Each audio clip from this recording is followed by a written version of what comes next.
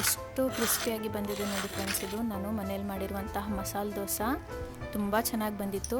ಕೆಲವೊಂದು ಟಿಪ್ಸ್ಗಳನ್ನು ಫಾಲೋ ಮಾಡಿದ್ದು ಮಸಾಲೆ ದೋಸೆನ ಮಾಡಿರೋದು, ಅದನ್ನು ನಾನು ಇವತ್ತು ನಿಮಗೆ ಶೇರ್ ಮಾಡ್ತಾ ಇದ್ದೀನಿ. ಟಿಪ್ಸ್ಗಳನ್ನು ಪರ್ಫೆಕ್ಟಾಗಿ ಮಸಾಲೆ ದೋಸೆ ಯಾವ ರೀತಿ ಮಾಡೋದಂತ ತುಂಬ ಈಸಿಯಾಗಿ ಮನೆಯಲ್ಲೇ ನಾವು ಈ ರೆಸಿಪಿನ ಮಾಡ್ಕೊಳ್ಳೋಣ. ಫೇಲ್ ಆಗೋದೇ ಇಲ್ಲ ಇದು ಖಂಡಿತ.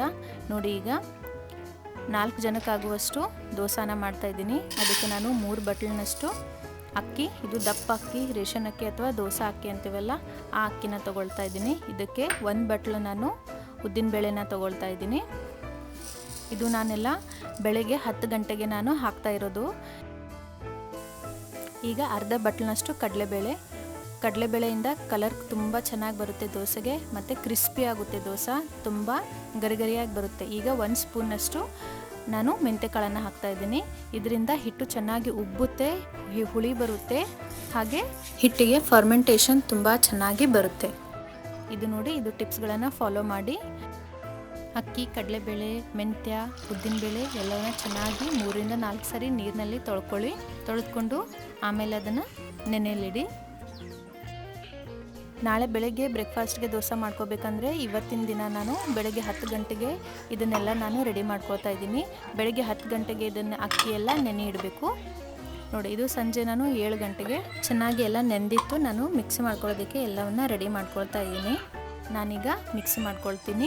ಮಿಕ್ಸಿನಲ್ಲಿ ನೆನೆದಿದ್ದಂತಹ ಅಕ್ಕಿ, ಕಡಲೆಬೇಳೆ, ಉದ್ದಿನಬೇಳೆ, ಮೆಂತ್ಯ ಅದನ್ನೆಲ್ಲ ನಾನು ತೊಗೊಳ್ತಾ ಇದ್ದೀನಿ. ಈಗ ನೋಡಿ, ಇದು ನೀರು, ಇವೆಲ್ಲ ನೆನೆದಿದ್ದಂತಹ ನೀರನ್ನು ಒಂದು ಸೈಡಲ್ಲಿ ಇಟ್ಕೋಬೇಕು, ಅದನ್ನು ಚೆಲ್ಲಬಾರ್ದು. ಅದು ಫರ್ಮೆಂಟೆಡ್ ವಾಟರ್ ಅಂತಾರೆ. ಅದರಿಂದ ಏನಾಗುತ್ತೆ, ಹಿಟ್ಟು ತುಂಬ ಚೆನ್ನಾಗಿ ಉಬ್ಬುತ್ತೆ. ಅದೇ ನೀರನ್ನು ಬಳಸಬೇಕು ಮಿಕ್ಸಿ ಮಾಡೋದಕ್ಕೆ. ಕೆಲವೊಬ್ಬರು ಏನು ಮಾಡ್ತಾರೆ, ಆ ನೀರನ್ನು ಚೆಲ್ತಾರೆ, ಬೇರೆ ನೀರನ್ನು ತೊಗೊಳ್ತಾರೆ. ಆ ರೀತಿ ಮಾಡಬಾರ್ದು, ಅದೇ ನೀರನ್ನು ಯೂಸ್ ಮಾಡಬೇಕು. ಬೆಳಗ್ಗೆನೇ ನಾನು ಎಕ್ಸ್ಟ್ರಾ ಅನ್ನ ಮಾಡ್ಕೊಂಡು ಇಟ್ಕೊಂಡಿದ್ದೆ, ಅದು 1 ಸ್ಪೂನಷ್ಟು ನಾನು ಅನ್ನವನ್ನು ಹಾಕ್ತಾ ಇದ್ದೀನಿ. ಅನ್ನ ಹಾಕೋದ್ರಿಂದ ದೋಸೆ ತುಂಬ ಕ್ರಿಸ್ಪಿಯಾಗಿ ಕಲರ್ ಹಾಗೆ ಟೇಸ್ಟ್ ಕೂಡ ತುಂಬ ಚೆನ್ನಾಗಿ ಬರುತ್ತೆ. ಅನ್ನವನ್ನು ಕೂಡ ಆ ಹಿಟ್ಟಿನಲ್ಲಿ ಹಾಕಿ ಮಿಕ್ಸಿ ಮಾಡ್ಕೊಳ್ಳಿ.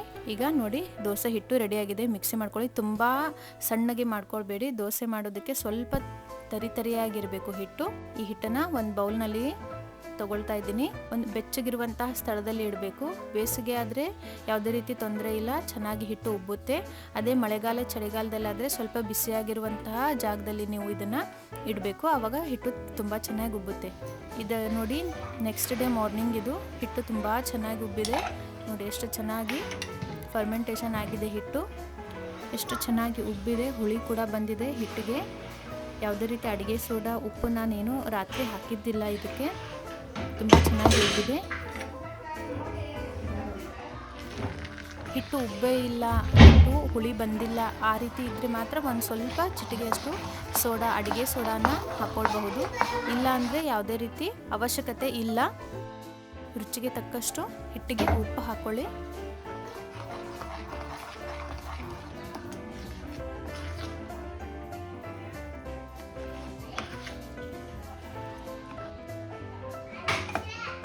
ಈಗ ನೋಡಿ ಫ್ರೆಂಡ್ಸ್, ನೆಕ್ಸ್ಟ್ ಟಿಪ್ನ ಹೇಳ್ತಾ ಇದ್ದೀನಿ. ದೋಸೆ ಹಂಚು ಫಸ್ಟ್ ಬಿಸಿ ಇಡಬೇಕು. ಆಮೇಲೆ ಚೆನ್ನಾಗಿ ನೀರು ಹೊಡೆದು ಅದಕ್ಕೆ ಒಂದು ಕಾಟನ್ ಬಟ್ಟೆಯಿಂದ ಚೆನ್ನಾಗಿ ಒರೆಸ್ಕೊಳ್ಬೇಕು. ಇದರಿಂದ ಏನಾಗುತ್ತೆ, ದೋಸೆ ಹಂಚಿಗೆ ಎಣ್ಣೆ ಹತ್ತಿದ್ರೆ, ಎಣ್ಣೆ ಉಳಿದಿದ್ರೆ ಆವಾಗ ದೋಸೆ ನಮ್ಮದು ಚೆನ್ನಾಗಿ ಬರೋದಿಲ್ಲ. ಹಾಗಾಗಿ ಫಸ್ಟ್ ಯಾವಾಗಲೂ ನೀರು ಹೊಡ್ಕೊಂಡು ದೋಸೆ ಹಂಚನ್ನ ಚೆನ್ನಾಗಿ ಒರೆಸ್ಕೊಳ್ಬೇಕು. ಆಮೇಲೆ ದೋಸೆನ ನಾವು ಈ ರೀತಿ ಹಾಕ್ಕೊಳ್ಬೇಕು. ದೋಸೆ ಹಾಕ್ಕೊಳ್ಳಿ. ಸ್ವಲ್ಪ ಎಣ್ಣೆನ ಮೇಲ್ಗಡೆ ಹಚ್ಚಬೇಕು. ಮುಂಚೆನೇ ಯಾವಾಗಲೂ ದೋಸೆ ಹಂಚಿಗೆ ಎಣ್ಣೆನ ಹಚ್ಕೊಳ್ಬಾರ್ದು. ಈ ಟಿಪ್ಪನ್ನು ಮಾತ್ರ ನೀವು ಖಂಡಿತ ನೆನಪಿಟ್ಕೊಳ್ಳಿ. ಇದು ತುಂಬ ಹೆಲ್ಪ್ ಆಗುತ್ತೆ. ಈಗ ನೋಡಿ, ನಮ್ಮ ದೋಸೆ ಎಷ್ಟು ಚೆನ್ನಾಗಿ ಕಲರ್ ಬಂದಿದೆ. ನೋಡಿ ಎಷ್ಟು ಚೆನ್ನಾಗಿ ಈಸಿಯಾಗಿ ದೋಸೆನ ನಾವು ಹೊಳ್ಳಿಸ್ಕೊಳ್ಬೋದು. ದೋಸೆ ಹಂಚಿಗೆ ಅಂಟ್ಕೊಳ್ಳೋದೇ ಇಲ್ಲ ಯಾವುದೇ ರೀತಿ. ಈಗ ನೋಡಿ ಫ್ರೆಂಡ್ಸ್, ಎಷ್ಟು ಚೆನ್ನಾಗಿ ಬಂದಿದೆ ನಮ್ಮ ದೋಸೆ. ಈಗ ನೋಡಿ, ನಾನು ಇದನ್ನು ಚಟ್ನಿ ಪುಡಿ ಹಾಕ್ತಾ ಇದ್ದೀನಿ. ಇದರ ರೆಸಿಪಿ ಕೂಡ ನಮ್ಮ ಚಾನಲ್ನಲ್ಲಿ ಇದೆ. ಐ ಬಟನಲ್ಲಿ ಇದನ್ನು ನೀವು ಕ್ಲಿಕ್ ಮಾಡಿ, ಇದು ರೆಸಿಪಿ ಕೂಡ ಸಿಗುತ್ತೆ. ಹಾಗೂ ಮಸಾಲೆ ದೋಸೆಗೆ ಮಾಡುವಂತಹ ಬಟಾಟಿ ಪಲ್ಯ, ಆಲೂಗಡ್ಡೆ ಪಲ್ಯ, ಅದು ಕೂಡ ನಮ್ಮ ಚಾನಲ್ನಲ್ಲಿ ಇದೆ ರೆಸಿಪಿ. ಅದನ್ನು ಕೂಡ ನೀವು ಒಂದು ಸಾರಿ ನೋಡಿ ಫ್ರೆಂಡ್ಸ್. ಡಿಸ್ಕ್ರಿಪ್ಷನಲ್ಲಿ ಎಲ್ಲ ರೆಸಿಪಿಗಳನ್ನು ನಾನು ಹಾಕಿರ್ತೀನಿ. ಒಂದು ಸಾರಿ ಎಲ್ಲ ರೆಸಿಪಿಗಳನ್ನು ನೋಡಿ ಮನೆಯಲ್ಲಿ ತುಂಬ ಚೆನ್ನಾಗಿ ಬರುತ್ತೆ. ಒಂದು ಸಾರಿ ಟ್ರೈ ಮಾಡಿ ಫ್ರೆಂಡ್ಸ್. ರೆಸಿಪಿ ಯಾವ ರೀತಿ ಇದೆ, ಯಾವ ರೀತಿ ಬಂತು, ಟ್ರೈ ಮಾಡಿದ್ರಾ ಅಂತ ನಮಗೆ ಕಾಮೆಂಟ್ ಮೂಲಕ ತಿಳಿಸಿ. ಫೇಲ್ ಆಗೋದಿಲ್ಲ, ಇದು ಖಂಡಿತ ಫೇಲ್ ಆಗೋದಿಲ್ಲ ರೆಸಿಪಿ. ಇದು ಒಂದು ಸಾರಿ ಖಂಡಿತ ಟ್ರೈ ಮಾಡಿ ಮನೆಯಲ್ಲಿ. ಎಲ್ಲ ಟಿಪ್ಗಳನ್ನು ಇನ್ನೊಂದು ಸಾರಿ ಹೇಳ್ತಾ ಇದ್ದೀನಿ, ನೆನ್ಪಿಟ್ಕೊಳ್ಳಿ ಫ್ರೆಂಡ್ಸ್. ಕಡಲೆಬೇಳೆ ಹಾಕಬೇಕು ಅರ್ಧ ಬಟ್ಲು, ಅದರಿಂದ ಕಲರ್ ಕೂಡ ತುಂಬ ಚೆನ್ನಾಗಿ ಬರುತ್ತೆ, ಕ್ರಿಸ್ಪಿನೆಸ್ ಬರುತ್ತೆ ದೋಸೆಗೆ. ಹಾಗೆ ಮೆಂತೆ ಕಾಳನ್ನು ಹಾಕಬೇಕು, ಅದರಿಂದ ಫರ್ಮೆಂಟೇಷನ್ ತುಂಬ ಚೆನ್ನಾಗಿ ಬರುತ್ತೆ. ಹಿಟ್ಟನ್ನು ಬೆಚ್ಚಗಿರುವ ಸ್ಥಳದಲ್ಲಿ ಇರಬೇಕು. ಮತ್ತು ಅಕ್ಕಿ ಉದ್ದಿನಬೇಳೆ ನೆನೆಸಿಟ್ಟಿದ್ದಂತಹ ನೀರನ್ನೇ ನಾವು ಮಿಕ್ಸಿ ಮಾಡುವಾಗ ಹಾಕಬೇಕು. ಮತ್ತು 1 ಸ್ಪೂನಷ್ಟು ನಾವು ಅನ್ನವನ್ನು ಮಾಡಿಟ್ಕೊಂಡು ಅದನ್ನು ಕೂಡ ಹಾಕಬೇಕು. ನಿಮಗೆ ಈ ರೆಸಿಪಿ ಇಷ್ಟ ಆಗಿದರೆ ದಯವಿಟ್ಟು ನಮ್ಮ ಜಾಯಿಂಟ್ ಫ್ಯಾಮಿಲಿ ಫುಡ್ಗೆ ಸಬ್ಸ್ಕ್ರೈಬ್ ಆಗಿ, ಲೈಕ್ ಮಾಡಿ, ಶೇರ್ ಮಾಡಿ, ಕಮೆಂಟ್ ಮಾಡಿ. ಧನ್ಯವಾದಗಳು.